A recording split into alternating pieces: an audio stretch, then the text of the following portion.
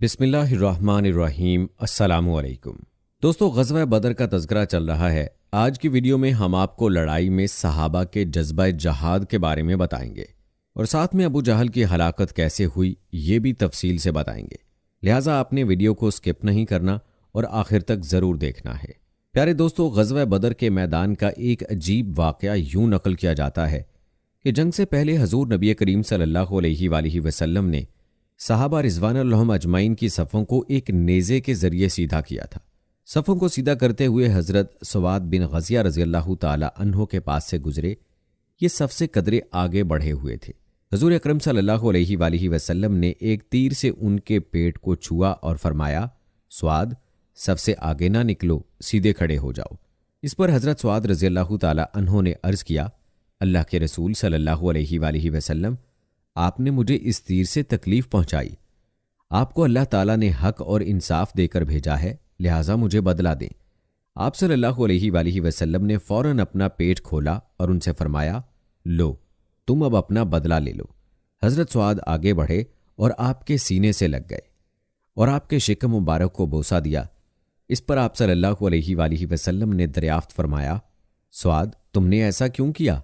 उन्होंने अर्ज़ किया, अल्लाह के रसूल सल्लल्लाहु अलैहि वसल्लम, आप देख रहे हैं जंग सर पर है, इसलिए मैंने सोचा आपके साथ ज़िंदगी के जो आखिरी लम्हात बसर हों वो इस तरह बसर हों कि मेरा जिस्म आपके जिस्म मुबारक से मस कर रहा हो। यानी अगर मैं इस जंग में शहीद हो गया तो ये मेरी ज़िंदगी के आखिरी लम्हात हैं। ये सुनकर हजूर अकरम सल्लल्लाहु अलैहि वसल्लम ने उनके लिए दुआ फरमाई।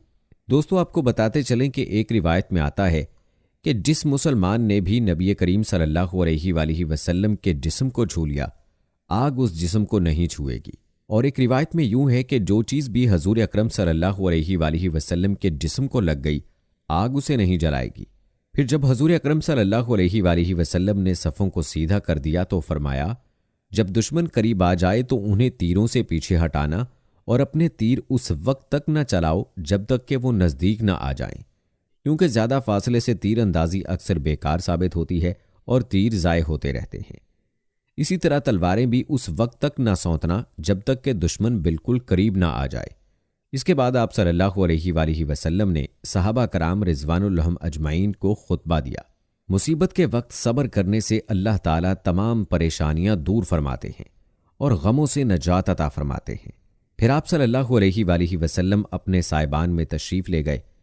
उस वक्त हज़रत अबू बकर सिद्दीक रज़ियल्लाहु ताला अन्हो आपके साथ थे।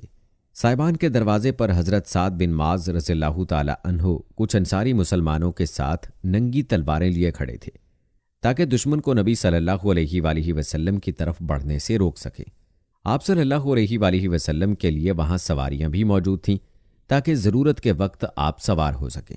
दोस्तों, कहते हैं कि मुसलमानों में सबसे पहले महज रज़ियल्लाहु ताला अन्हो आगे बढ़े। ये हज़रत उमर रज़ियल्लाहु ताला अन्हो के ग़ुलाम थे। आमिर बिन हज़रमी ने उन्हें तीर मारकर शहीद कर दिया। उधर नबी करीम सल्लल्लाहु अलैहि वसल्लम अपने साइबान में अल्लाह ताला के हुजूर सजदे में गिरकर यूं दुआ की, ऐ अल्लाह, अगर आज मोमिनों की जमात हलाक हो गई तो फिर तेरी इबादत करने वाला कोई नहीं रहेगा। फिर हजूर अक़दस सल्लल्लाहु अलैहि वसल्लम अपने साइबान से निकलकर सहाबा के दरमियान तशरीफ़ लाए और उन्हें जंग पर उभारने के लिए फरमाया, कसम है उस ज़ात की जिसके कब्ज़े में मोहम्मद की जान है, जो शख्स भी आज इन मुशरिकों के मुकाबले में सब्र और हिम्मत के साथ लड़ेगा, उनके सामने सीना ताने जमा रहेगा और पीठ नहीं फिरेगा, अल्लाह ताला उसे जन्नत में दाखिल करेगा। प्यारे दोस्तों, रिवायात में आता है कि हज़रत उमैर बिन हमाम रज़ियल्लाहु ताला अन्हो उस वक्त खजूरें खा रहे थे। ये अल्फाज सुनकर खजूरें हाथ से गिरा दी और बोले, वाह वाह, मेरी और जन्नत के दरमियान सिर्फ इतना फासला है कि इन काफरों में से कोई मुझे कत्ल कर दे। ये कहते ही तलवार सौंध कर दुश्मनों से भिड़ गए और लड़ते लड़ते शहीद हो गए। इसी तरह कहते हैं कि हज़रत औफ बिन अफरा रज़ियल्लाहु ताला अन्हो ने आप सल्लल्लाहु अलैहि वसल्लम से पूछा, अल्लाह के रसूल, बंदे के किस अमल पर अल्लाह को हंसी आती है, यानी उसके कौन से अमल से अल्लाह ताला खुश होते हैं?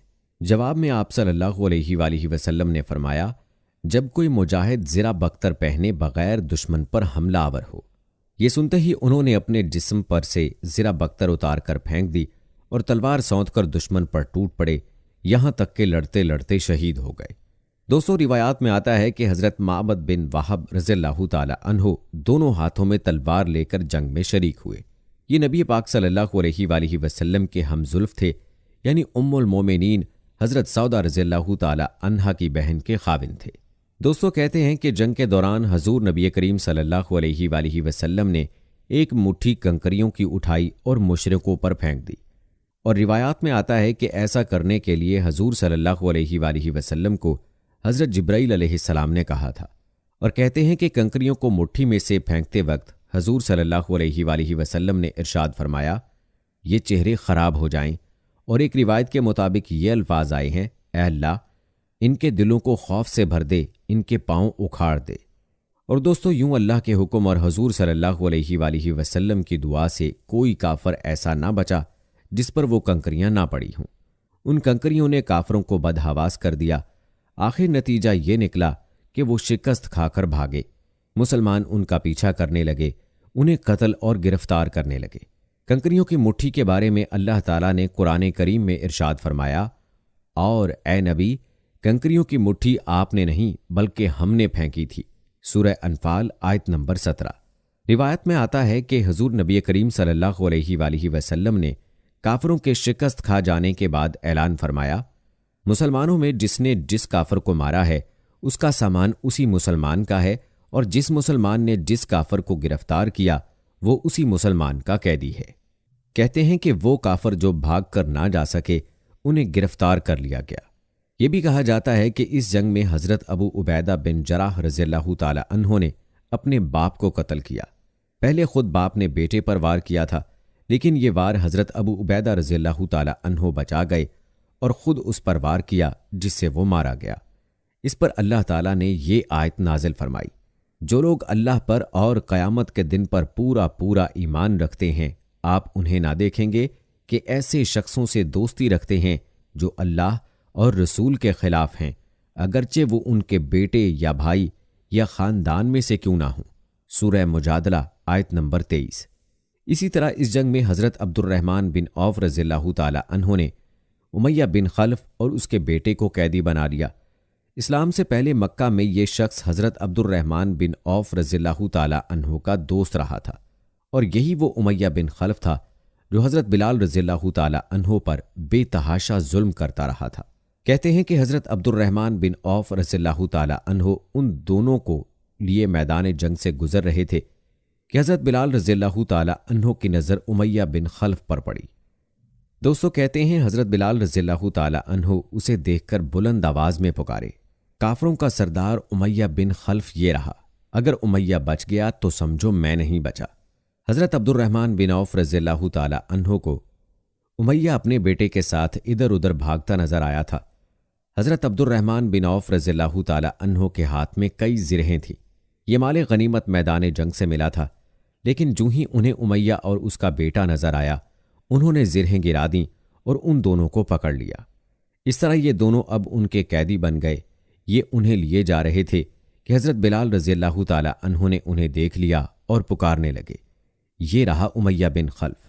حضرت بلال رضی اللہ تعالی عنہ کے الفاظ سنتے ہی حضرت عبد الرحمن بن عوف رضی اللہ تعالی عنہ نے کہا، لیکن یہ دونوں اب میرے قیدی ہیں۔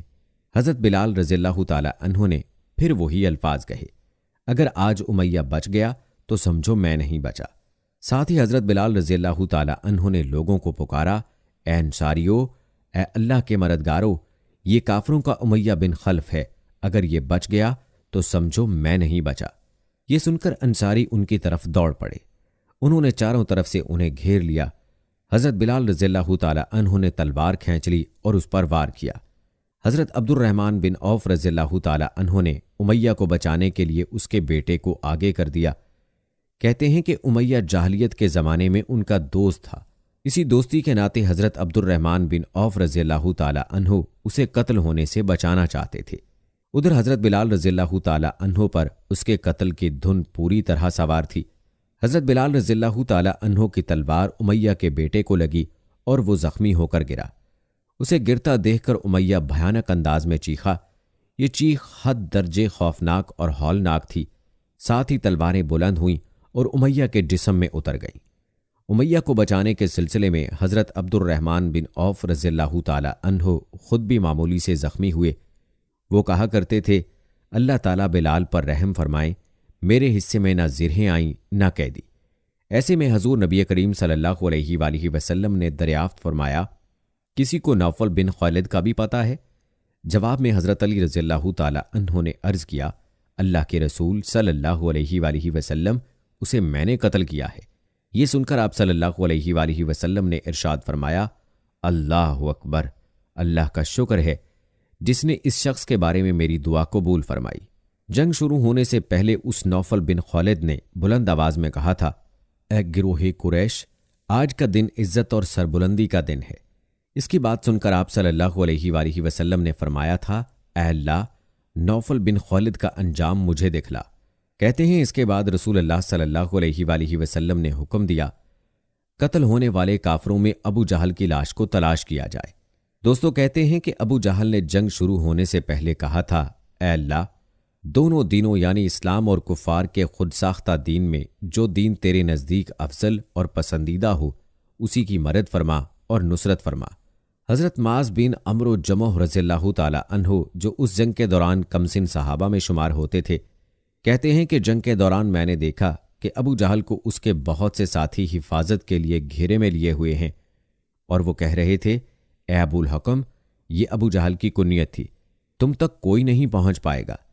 جب میں نے ان کی یہ بات سنی تو ابو جہل کی طرف بڑھا اور اس پر تلوار کا ایک ہاتھ مارا، اس وار سے اس کی پنڈلی کٹ گئی۔ ابو جہل کے بیٹے حضرت اکرمہ رضی اللہ تعالی عنہ باپ کی مدد کے لیے بڑھے۔ یاد رہے کہ حضرت اکرمہ رضی اللہ تعالی عنہ فتح مکہ کے موقع پر مسلمان ہوئے تھے۔ انہوں نے مجھ پر تلوار کا وار کیا، اس سے میرا بازو کٹ گیا، صرف تھوڑی سی کھال کے ساتھ بازو اٹکا رہ گیا۔ میں جنگ میں مصروف رہا، لیکن لٹکنے والے ہاتھ کی وجہ سے لڑنا مشکل ہو رہا تھا۔ میں تمام دن لڑتا رہا اور وہ بازو لٹکتا رہا۔ آخر جب اس کی وجہ سے رکاوٹ زیادہ ہونے لگی تو میں نے اپنا پاؤں اس پر رکھ کر جھٹکا دیا، اس سے وہ کھال بھی کٹ گئی۔ میں نے اپنے بازو کو اٹھا کر پھینک دیا۔ ابو جہل زخمی حالت میں تھا کہ اس دوران اس کے پاس معوذ بن افرا رضی اللہ تعالی عنہ گزرے۔ انہوں نے اس پر وار کیا، اس وار سے وہ گر گیا اور اسے مردہ سمجھ کر آگے بڑھ گئے، لیکن وہ ابھی زندہ تھا۔ حضرت معوذ رضی اللہ تعالی عنہ جنگ کرتے آگے بڑھتے چلے گئے، یہاں تک کہ شہید ہو گئے۔ اتنے میں زخموں سے چور ابو جہل کے پاس سے حضرت عبداللہ بن مسعود رضی اللہ تعالی عنہ کا گزر ہوا۔ انہوں نے اپنا پیر اس کی گردن پر رکھ کر کہا، اے خدا کے دشمن، کیا تجھے خدا نے رسوا نہیں کر دیا؟ اس کے بعد حضرت عبداللہ بن مسعود رضی اللہ تعالی عنہ نے اس کا سر تن سے جدا کر دیا۔ پھر حضور نبی کریم صلی اللہ علیہ وآلہ وسلم کی خدمت میں حاضر ہوئے اور عرض کیا، اے اللہ کے رسول صلی اللہ علیہ وآلہ وسلم، میں نے ابو جہل کو قتل کیا ہے۔ آپ صلی اللہ علیہ وآلہ وسلم نے فرمایا، برتری اسی ذات باری تعالیٰ کے لیے ہے جس کے سوا کوئی معبود نہیں۔ آپ صلی اللہ علیہ وآلہ وسلم نے یہ کلمہ 3 بار فرمایا۔ پھر آپ صلی اللہ علیہ وآلہ وسلم نے ابو جہل کی تلوار حضرت عبداللہ بن مسعود رضی اللہ تعالی عنہ کو عطا فرما دی۔ کہتے ہیں اس خوبصورت اور قیمتی تلوار پر چاندی کا کام کیا گیا تھا۔